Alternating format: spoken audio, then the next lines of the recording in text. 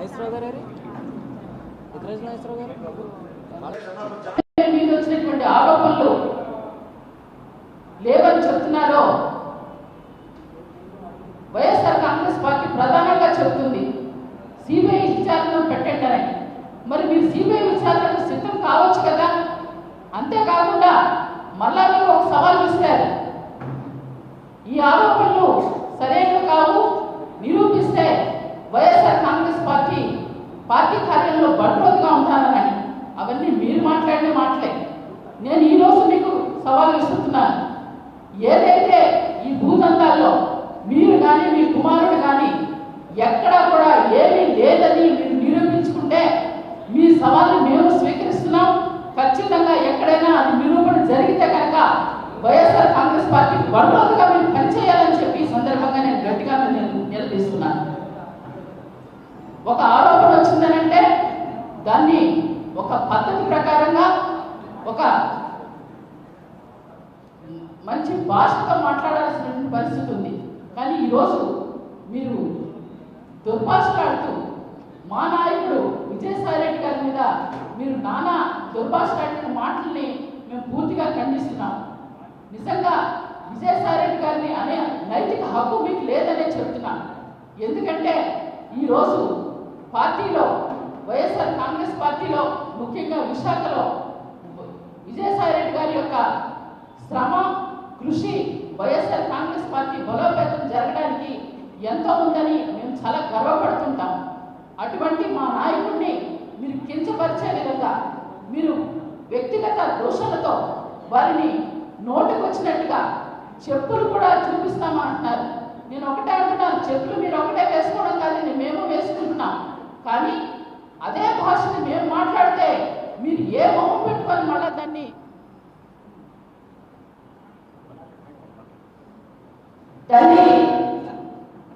వెనక్కి తీసుకుంటారో చెప్పాలని చెప్పి కూడా ఈ సందర్భంగా నేను చెప్తా ఉన్నాను. మరొక మాట, ఈరోజు ఏదైతే బండారు సత్యనారాయణమూర్తి గారు మొన్ననే మీ నాయకుడు చంద్రబాబు నాయుడు మీకు మంత్రి పదవి ఇవ్వలేదని పాపం అలకబూని ఆ కోపం అంతా మీ యొక్క మానసిక భావోద్వేగాలన్నింటినీ కూడా ఈరోజు విజయసాయిరెడ్డి గారి మీద వైఎస్ఆర్ కాంగ్రెస్ పార్టీలో ఉన్నటువంటి మహిళల మీద చూపిస్తున్నారేమో అని కూడా మాకు అనుమానంగా ఉంది. ఏదో అంటారు, అత్త మీద కోపం దుత్త మీద చూపించారట.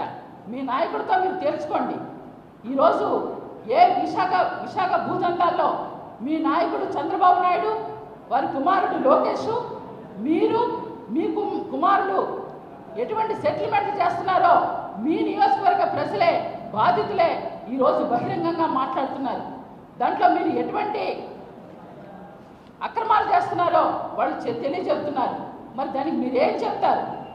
ఇవన్నీ మానేసి ఈరోజు వైఎస్ఆర్ కాంగ్రెస్ పార్టీని దూషించి వైఎస్ఆర్ కాంగ్రెస్ పార్టీ ఈరోజు ప్రధాన ప్రతిపక్షంగా ప్రజల మాటగా ప్రజల గొంతుగా ఏదైతే మేము మా నాయకుడు జగన్మోహన్ రెడ్డి గారు మేము చెప్తున్నామో దాన్ని మీరు దుయ్యబట్టి మీరు చేస్తున్నటువంటి కార్యక్రమాన్ని వైఎస్ఆర్ కాంగ్రెస్ పార్టీ పూర్తిగా ఖండిస్తూ, ముఖ్యంగా ఈరోజు మీరు మాట్లాడినటువంటి తీరుని మేము నిరసిస్తూ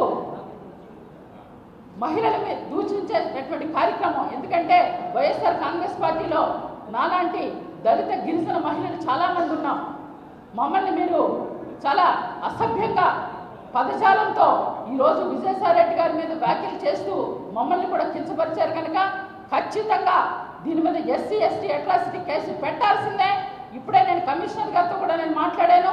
ఖచ్చితంగా మీ మీద మేము కేసు బుక్ చేయాలని చెప్పి మీ మీద కఠిన చర్యలు తీసుకునేదాకా కూడా వైఎస్ఆర్ కాంగ్రెస్ పార్టీ ముఖ్యంగా మహిళలు మేము వెనుకాడమని బేషరతుగా మా నాయకుడు విజయసాయిరెడ్డి గారికి మీరు క్షమాపణ చెప్పాల్సిందని చెప్పి ఈ సందర్భంగా మేము తెలియజేస్తూ, ఈ విషయాన్ని ఇంతటితో ఆగదు. ఈ మీ భూతందాలు లెక్క తేరే వరకు కూడా వైఎస్ఆర్ కాంగ్రెస్ పార్టీ ఇంకా ఉద్యమాన్ని ఉధృతం చేస్తుందని చెప్పి సందర్భంగా నేను తెలియజేస్తా ఉన్నాను.